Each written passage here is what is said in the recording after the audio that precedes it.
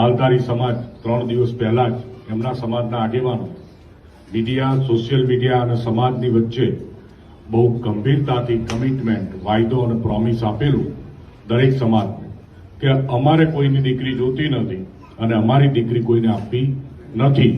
આ રબારી સમાજના આગેવાનોનું બહુ ગંભીરતાપૂર્વકનું નિવેદન હતું. હું એવું માનું છું કે મર્દ અને સુરા બોલ્યા ના ફરે.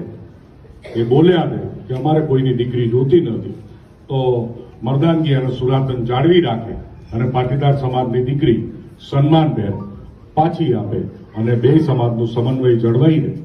ગુજરાતની શાંતિ, સલામતી, સુખાકારી અને સમાજનું જે આખા તાણાવાણાને એ જળવાઈ રહે એવી રીતે આ પ્રશ્નનું નિરાકરણ આવે એના માટે અમે બધા પ્રયત્નશીલ છીએ અને જે પણ પ્રયત્નો કરવા પડશે કરીશું. હજુ પરિવાર સાથે વાતચીત કરીશું અને પછી આગળની વાત તમને આવનારા દિવસોમાં દીકરીને જ લઈને આવીએ